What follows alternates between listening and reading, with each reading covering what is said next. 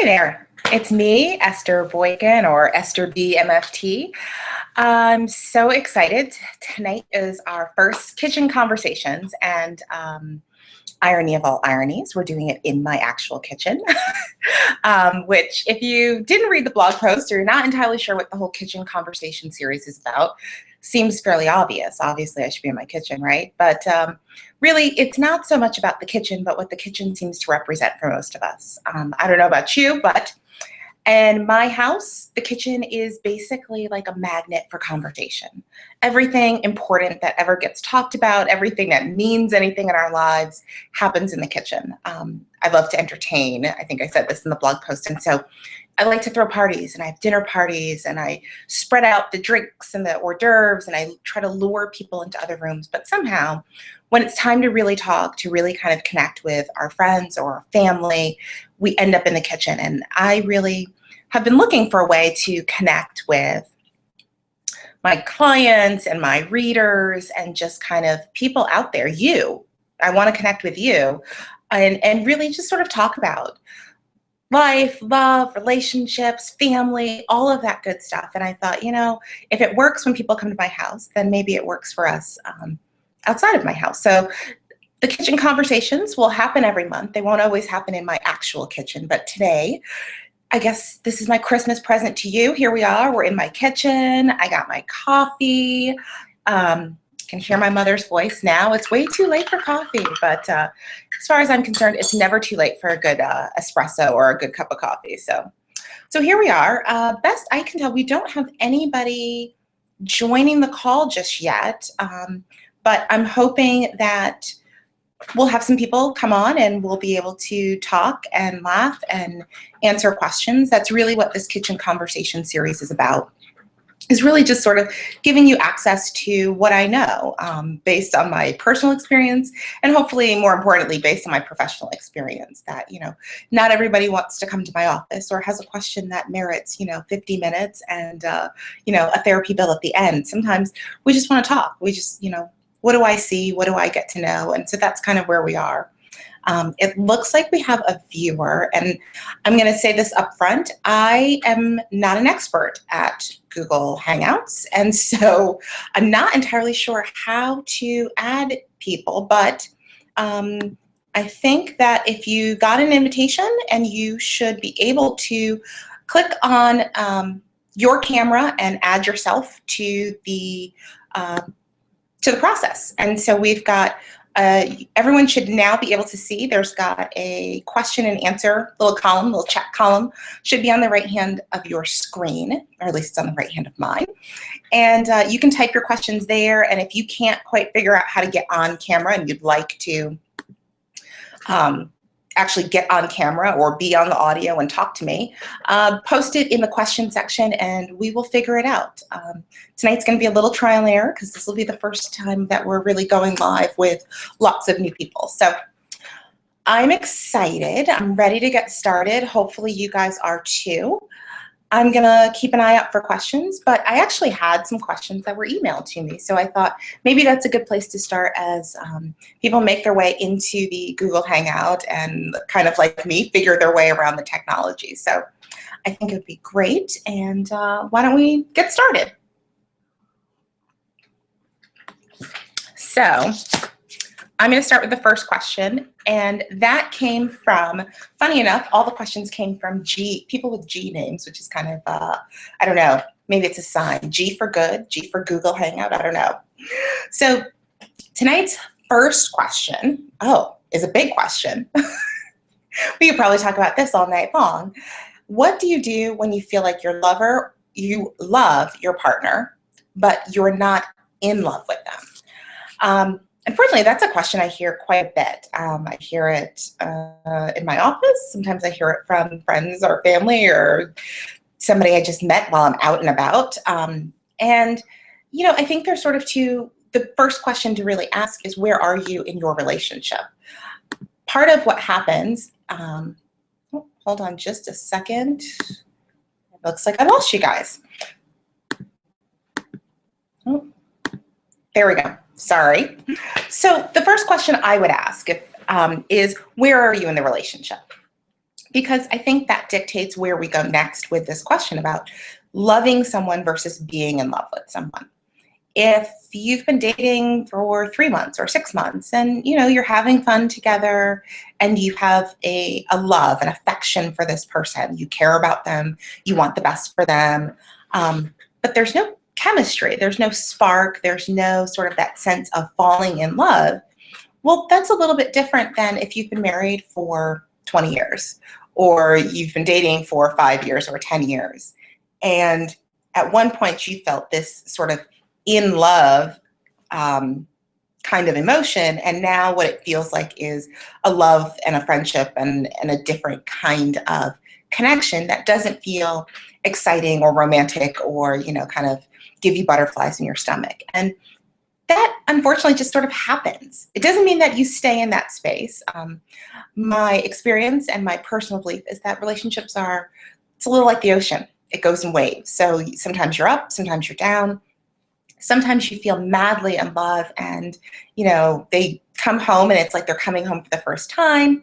And sometimes you think, yeah, that's okay. I like them. They're great, but I'm not passionate. I don't have this wild spark for them anymore.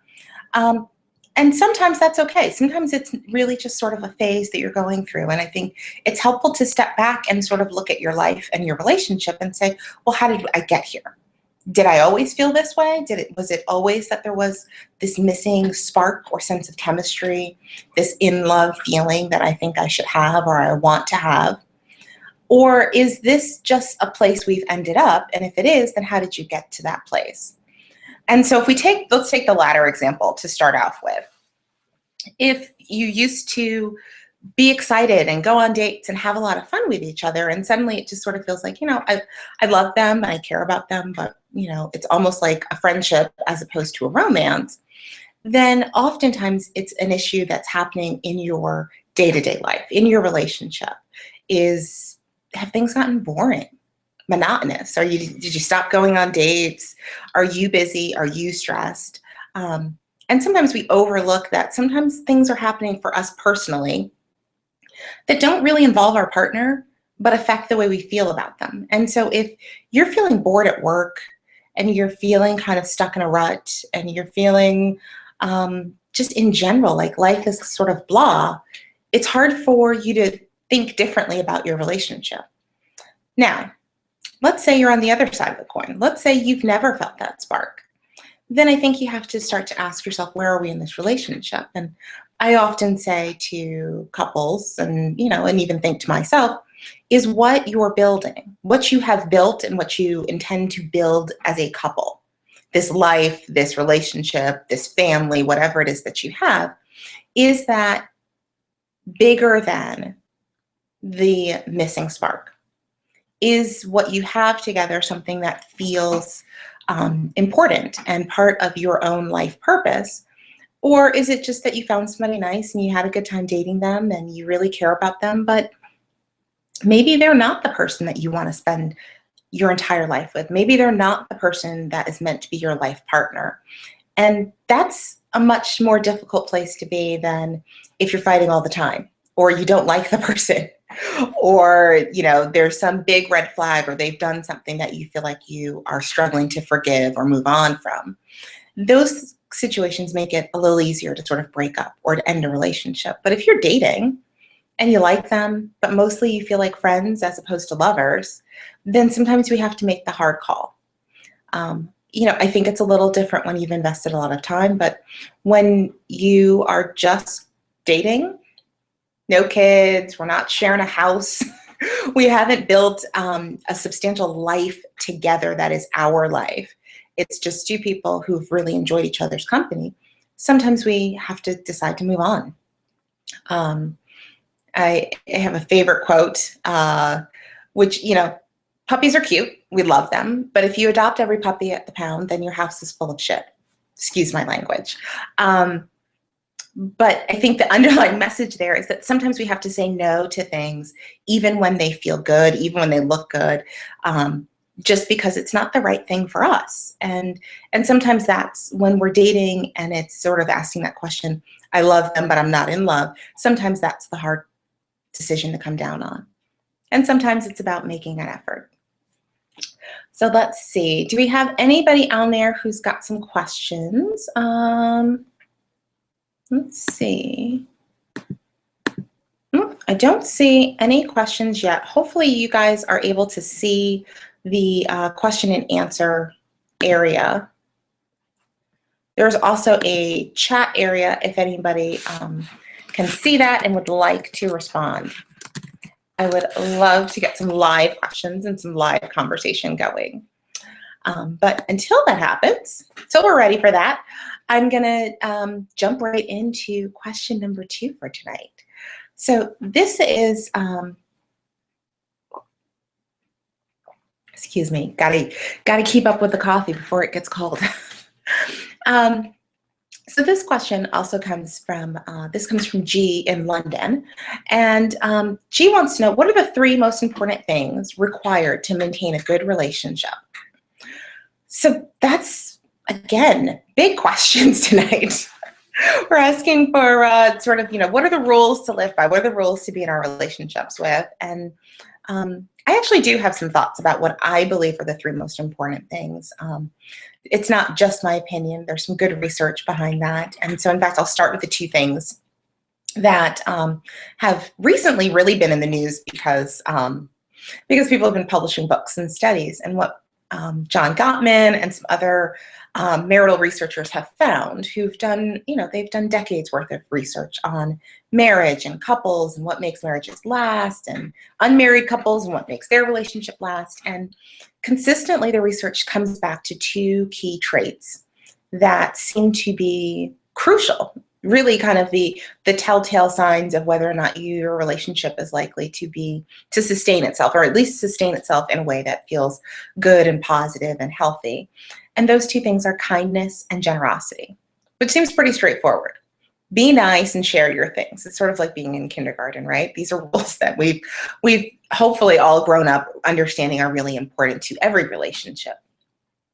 But I think it is easy when we're in a romantic relationship, be it marriage or dating, to begin to overlook those 2 things, to take for granted that the person that we share our life with knows that we appreciate them, and that there's almost sort of a kindness fatigue that happens. We go out in the world and, I'm nice to my Starbucks barista, and, you smile at, somebody at the gas station, and you have to be kind and share and be generous with your time and your patience at work or at school.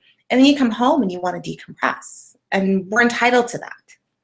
But often what happens over time is that decompression sort of turns into, I don't want to have to be nice. I don't want to have to do anything. I just want to show up and kind of be sort of my bratty self, that the part of yourself that doesn't want to put in the time and energy that it takes. And that's usually where couples get into trouble. And so becoming really mindful of how can I make sure that on a daily basis I'm being kind and generous with my partner is definitely key to making a marriage or any relationship work and last in a way that in a relationship you want to be in. I think that's the best way to say it. People stay together all the time, not really being in relationships they want to be in. But I think if you want to be there with that person and make it something that is lasting and fulfilling and enjoyable, then practicing kindness and generosity are absolute top 2 things that you've got to think about on a daily basis. I recently wrote a blog post actually about this research, and I would sort of argue that sort of a trick, a shortcut to making sure that there's enough kindness and generosity in your relationship is to get really focused on gratitude. And I know with the gratitude journals, and we've all seen the Oprah show, and we've read the blog posts and the articles, and I have to confess that I think it's fantastic, and I certainly tell people that they should do it, but I don't keep a gratitude journal. I don't do well at keeping a journal of any kind. As much as I enjoy writing, I don't write in that way. And so I'm not saying that we need to all decide that we're going to have gratitude journals and we're going to sort of do these activities that have maybe been popular in the media. Simply getting up every day and thinking, I really appreciate that my wife makes me a cup of coffee in the morning. I appreciate that my boyfriend lets me sleep in. I appreciate the fact that they leave early for work, and that means I get the house to myself for an hour. Whatever it is, it doesn't have to be big and dramatic. It can be really something very simple. I appreciate that my husband's feet are always warm because I am always cold. Like, he's like a little hot water bottle. That's not a character trait. It's not something he works at. It's just who he is. It's just part of his biological makeup. But I appreciate that. I'm grateful for that. And when I make a point to think to myself, wow, I do appreciate that. I'm grateful that that's something that's part of our relationship. It's a little easier to be nice. It's a little easier to feel generous. And not just, generosity isn't just about our stuff. It isn't just about sort of, am I willing to give him, the last slice of toast in the morning, or, do you want to give your girlfriend, the last slice of pizza on a Friday night? Generosity, more often than not, is those things that we don't think about as being something we give away. Things like our time, things like patience, things like gratitude and kindness. Being generous with ourselves, not just our stuff, but who we are and the best that we have to give, is incredibly and profoundly helpful in keeping your relationship happy. So I think that that's something to really be thinking about. And then I think G asked me for 3. So G, my number 3 most important requirement for a good relationship, I think, is going to be playfulness. There's a lot of other really important factors: patience, chemistry, compassion, communication, which, we all talk about. But if I had to pick on top 3, it's kindness, generosity, and playfulness. Making sure that you play together, that you have fun, that you can be silly, you can laugh, you can be creative. That is by far one of the easiest ways to improve your communication, to reduce conflict, to increase intimacy and sex appeal, and all the other things that we really want in our relationships. If we could be nice, generous, and play, relationships would be, I'd practically be out of a job if everyone could do that. Of course, the challenge is doing it consistently, and having a partner who's willing to do it consistently does make it a little bit tougher, but it's so possible. And those are things that we just overlook. They're not complicated techniques that you need to learn. These are just basic human relational skills that most of us are born knowing how to do. Sometimes we grow up in households or in families or have experiences that make us shy away from some of these qualities. But even in those examples, you can learn how to come back to sort of your core self. And for most of us, our core self is kind and generous. Maybe not as generous as our partners want us to be, but there is a generosity in the human spirit. I believe that. Again, not always where the other person wants it or the way the other person wants it, but you work on those sort of, you fine tune it at that point. But play is really important, and it's something that as adults we don't do enough of. And I think it ties us back to that earlier question about when we start to feel like we're not in love anymore. Oftentimes, if you start with that spark, that in love feeling, and it fades, it's because you stopped playing. You have this infatuation, the hormones are raging, and you are curious about this other person, and so you want to do things. You go on dates, you talk, you joke, you laugh, you act like kids, and then you settle into regular life, and you stop doing that. You stop playing, you stop being playful, and then it just becomes harder. If every day you laugh together, it's that much easier to bounce back from the conflicts and the disagreements that invariably will happen. So there you have it. That's my top 3 most important: kindness, generosity, and playfulness. You get those 3 things in your relationship, and you have got a pretty easy road ahead of you to stay together. So I know that we still have, we've got some viewers, and I don't know if it's a tech issue on my end or you guys are just being super duper quiet. Either way, that's okay. We've got a couple more questions to take tonight. And, you know, Lord knows I can keep talking. So I'm going to do that for a little while and answer a couple more questions. If you're watching and you'd like to ask me some questions directly and you're having trouble either connecting your camera or posting questions, by all means, feel free to send me an email. You can email me, or you can even, if you're on Twitter, you can send me tweet me at Esther B MFT. And let's see if I can put that up for you. Oh, no. Well, I'm not quite sure how to do that either. Well, we will figure it out. Don't worry. In the meantime, I'm going to work on posting. Oh, well, there's the website. If you go to the website, you'll be able to find me, and you can fill out the contact form if you want to do that, or you can find the links to my Twitter account and tweet me your questions and your comments, and I will absolutely answer them while we are on for the next 20, 30 minutes. I definitely would love to get some fresh questions and get some feedback as well from you guys. So I have my trusty phone, so I will be looking for comments and looking for emails and looking for messages in case you guys are sending it to me in some other way.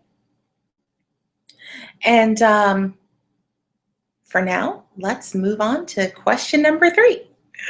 So question number 3 is coming from Georgia. And she wants to know, what should you do if your partner's sex drive is at a 10 and yours is idling down at 5? Which is a great question. I'm not by any means a sex therapist, but I'm a couples therapist. So that usually means that I'm talking about sex in my office quite a bit. It's an important part of relationships. So this is definitely a topic that I talk about quite a bit and have some thoughts on. I think it's challenging when you are not in sync with each other when it comes to physical intimacy, when it comes to frequency, or even if it just comes to kind of your thoughts on what makes for a satisfying sex life. And so feeling like your partner's at a 10 and you're at a 5, in general, my first recommendation is always, if this is a change, if you guys have been in sync and now you're not, there's usually 2 things for us to sort of look at. First is always biological. Things happen, certainly for women, biology changes, hormones change, and that definitely can make a difference for us. But beyond that, you will also find that over time, things happen for men too. They're not the only one, women are not the only ones who have hormonal shifts as we age or through various periods of our lives. And so it's always good if there's a change in your sex drive, in your interest levels, see your doctor, get a physical, have them just sort of check, your baseline hormone levels, and, and don't be shy. This is the job, this is the job when you're in a health profession.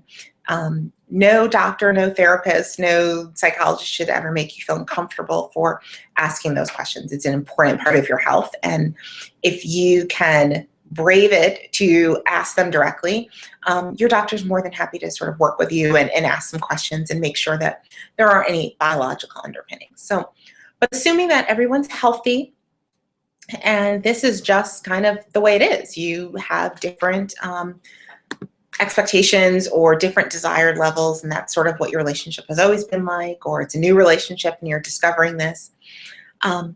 It really does become about compromise, and we sort of go back to some of those important qualities, being patient, being playful, and being generous, and sort of understanding that sometimes, and I find this often happens for women, you're not in the mood at the beginning.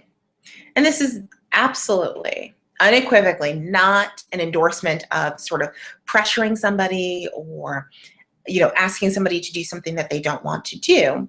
But if you're in a in a safe, loving, healthy relationship with another person, there are going to be times when somebody's tired.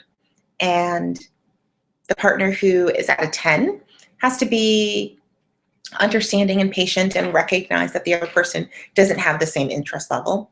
And the person who's at a 5 has to be understanding that the other person has a greater desire and a greater need for physical intimacy. And so you have to sort of compromise. You know, life is not a romantic movie. It is not sort of always going to be fireworks and spontaneous moments of passion uninterrupted. That's just not how life works. Life is busy. We have schedules, we have kids, we have dogs, we have people get sick, people have family stuff. You're busy at work, you're worrying about things, you're worrying about your body image, you put on 5 pounds or you've lost some muscle tone or whatever's happening. All of that plays a part. And the best way to move forward is to be able to have honest communication, to be able to talk about a desire to stay connected. And that's sort of where I'm going with this, George, I'm assuming that emotionally, you're both at a 10. Emotionally, you both want to be connected to one another. Physically, you just have different interest levels. Maybe you want once a week and your partner wants 5 times a week. Then you both have to sort of come to the middle, 2.5 times. And then you negotiate what is 0.5 look like? What does that mean? What are we doing at that time? And so I think it's really important to get creative. What probably my favorite expert in this particular area would be Dr. Laura Berman. I love her work. And I think that she's pretty straightforward and matter of fact, but, very respectful of relationships and with a nice balance between helping you discover your passion and desire for one another physically, while also understanding that there is an emotional connection that has to happen too. She's got a lot of great books, a lot of good resources on her website. If in fact, another place that you can look is on my private practice website, grouptherapyassociates.com. There is a 30-day relationship reboot that we ran. It's like an e-course, so it's daily or 4 or 5 times a week emails that sort of walk you through 30 days of sort of rebooting the physical intimacy in your relationship. And it's based on the work of, oh goodness, I'm drawing a blank now, but I will absolutely post the link, and if you hang on at the end, I'll post a link so that you can look. But it is based on some research and another, the 30-day sex detox, which is a book that is available on Amazon, and you can pick up the book and ideally pick up the book from Amazon and then sign up for our 30-day challenge and sort of use it in conjunction. Kelly Alcorn is one of my colleagues, and she actually has much more experience as a sex therapist than I do, and so she did a lot of the legwork and is just there to sort of answer questions and help you work through this idea of sort of 30 days to really reboot it and help you and your partner get back in sync. It's okay to have different desire levels, different sex drives. The trick is really figuring out how to meet in the middle where nobody feels like they're being neglected or that they're being sort of, forced into doing things that they don't want to do or at a frequency that is just not satisfying for them. So that's my take on the different sex drive levels. And if we've got more questions about that, as I said, I'll post the link to a couple of great books that you can read that really sort of open the door to having these conversations and finding the middle ground and recognize components. One is about compromising on the actual physical act, and the other is really navigating the emotional connection that comes through physical intimacy, which is incredibly important for your relationship. So we've got another question. This is our 4th question, and actually this is the last email question I have, so I'm hoping we can get that the chat going and see what we can do. So for the 4th question I have is actually switching gears, and we're going to talk a little bit about the holidays and holiday stress. Because it's just that time of year. And I have to confess, Christmas is my favorite time of year. I mean, really, Thanksgiving through January is probably my favorite time of year. I love it. The family time, the gift giving. For me personally, inherently romantic about Christmas. I don't know what that is. Maybe it's the gifts. I don't know. I don't think it's the gifts. I think it's the time off and the time together. But certainly there's holiday stress. And so here is our fourth question. Our fourth question is coming from Sarah. Sarah wants to know, in the hustle and bustle of the holidays, how do you take time for yourself and your partner? And I think that's a great question. It's something that a lot of couples struggle with. In the past, I've done a series called a Sexy Couples Challenge, and it would run through the holiday season to help couples sort of be more mindful about connecting with each other. But I really appreciate that Sarah sort of brought in both pieces, because the first question really is, how do you find time to take care of yourself? And I think that's super important to recognize, is that you can't take care of other people. You can't be kind and loving and generous if you are not making time to do that for yourself. And I think particularly women struggle with this. It's not to leave the guys out. It's not men need self-care too, but I think in particular women, professional women, mothers, wives, we have a tendency to be caretakers in whatever roles we have in our lives. And so our focus is very much outward.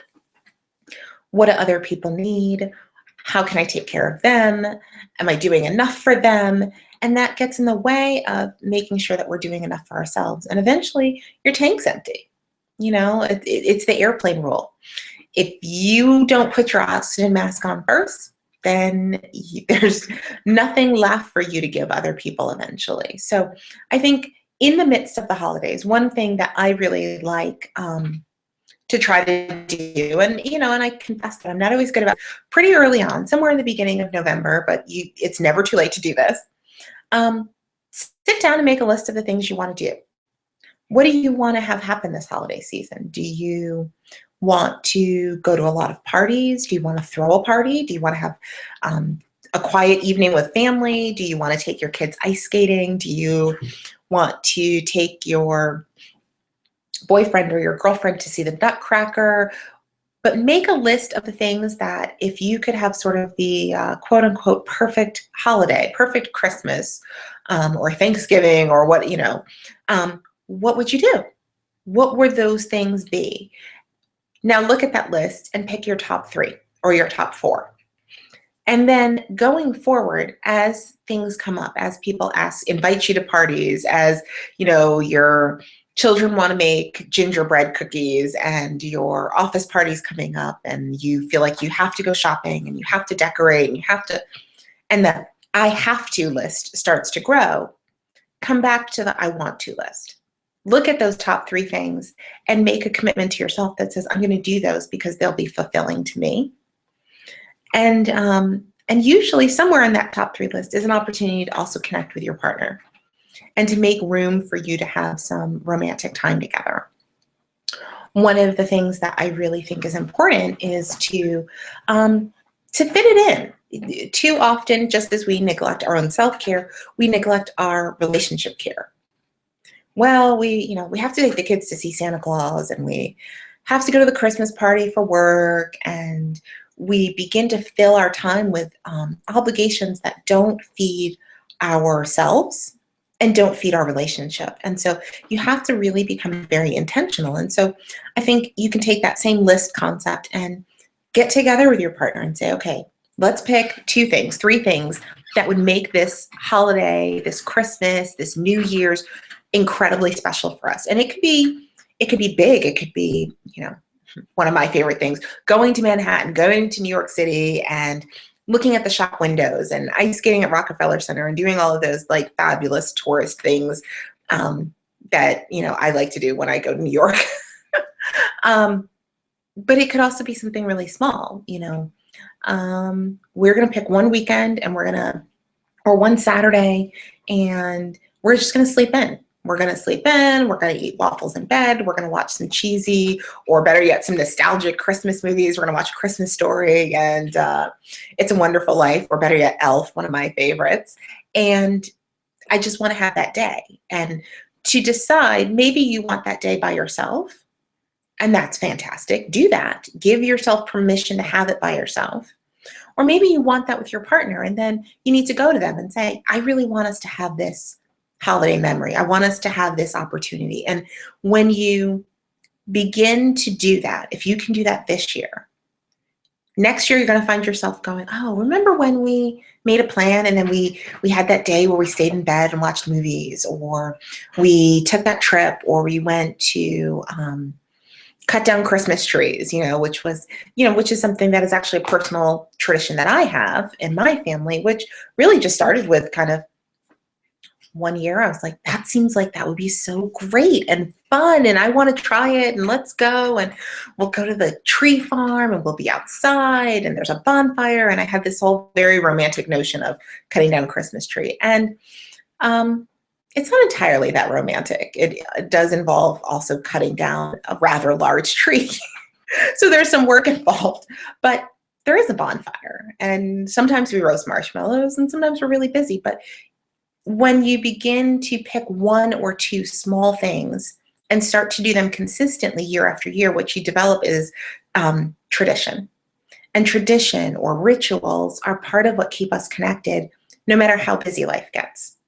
So no matter how chaotic and busy the holiday season is, there are traditions and rituals that you begin to develop that when you do it, you feel connected and closer, and everything else begins to sort of stop. Even if it's for 20 minutes or 2 hours or 2 days, everything else sort of fades to the background, and you can be really focused in that moment, whether you're connecting with your spouse or your partner or your children or even your parents and your siblings or your friends. And I think the key thing to remember there is tradition starts as just somebody having a good idea. You think about tradition and you think about something that's been long-standing, but at some point it wasn't long-standing. At some point it was just somebody said, hey, let's do this. I think it would be fun, or I think it would be special. Let's try this. And the people who love them said yes. That's it. That's all. I mean, really, that's all it takes, is sort of picking a couple of things. And so that would be my holiday challenge for each of you, is to say, pick one thing that will become a holiday tradition for self-care. One thing you're going to do for yourself. Maybe you're going to go get a massage. Maybe you're going to go look at Christmas lights by yourself, or you're going to, whatever the newest big Christmas blockbuster is, you're going to take yourself and treat yourself to the movies and like a nice dinner on your own. There's nothing wrong with that. In fact, I think it can be really nice to have our own company sometimes, but whatever it is, maybe it's, I enjoy cooking. Well, here I am in the kitchen, right? So I love cooking and baking. And so sometimes for me, it's, I'm going to bake Christmas cookies, and I spend a whole day and I just bake dozens and dozens and dozens of cookies and pumpkin breads and all kinds of different things. And hopefully give most of them away as gifts so that I don't eat them all, but maybe I'll eat some or maybe I'll eat most.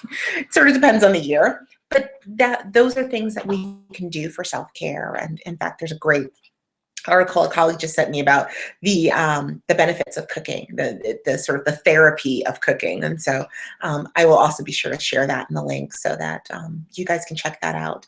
And then make sure you pick a ritual or a tradition or one thing you really want to do with the person you love. And so if you're married or you're dating, something you want to do with your spouse or your boyfriend or girlfriend. If you are not seeing somebody, then, maybe it's with your best friend or your girlfriends or your children or your grandchildren. But to sort of pick one relationship in your life, you can pick more, but I'm about baby steps. So let's this year, just pick one relationship in your life and one thing you really want to do with that person, and then go do it. And make a point, make a note for yourself and tuck it in the box of Christmas decorations that says, don't forget that last year you started a Christmas tradition, and next year do it again. And the year after that, do it again. And you'd be surprised at how quickly the stress or the chaos or the family drama that sometimes comes at this time of year starts to fade to the background. So those are my tips for managing the holiday stress. Let's see if we've got any more questions. I don't see too many. We still have, and I would love to get your question. I'm so sorry that I haven't figured this out, but you know what? We'll be doing this again next month and the month after that, speaking of tradition. And so I promise that by next month I'll have figured it out, and we'll have an idea of how you can post your questions and get a little bit more involved, because I think that can only make these conversations better and more fulfilling. So thank you so much for joining me tonight. I'm thrilled to have you here in my kitchen for Kitchen Conversations with me, Esther B. Oh, that rhymes. That's maybe a little bit cheesy. I might not say that one again. But I am really glad that you decided to join me, and I look forward to our next kitchen conversation. Hopefully we'll be talking in January about fresh starts and New Year's goals and resolutions, and frankly, anything else that you want to talk about. So keep an eye out, keep a look in your email in your email inboxes. Those are the words I'm trying to say. For a note from me, thanking you for tonight with some links for some of the resources I talked about, but more importantly, for a reminder about when we will be back in the kitchen chatting over coffee next month in January. I hope that you have a Merry Christmas and a good New Year and a Happy Hanukkah and all of the other things that are happening right now that I'm forgetting about. Enjoy yourself, enjoy your family, make time for self-care, and make time for play.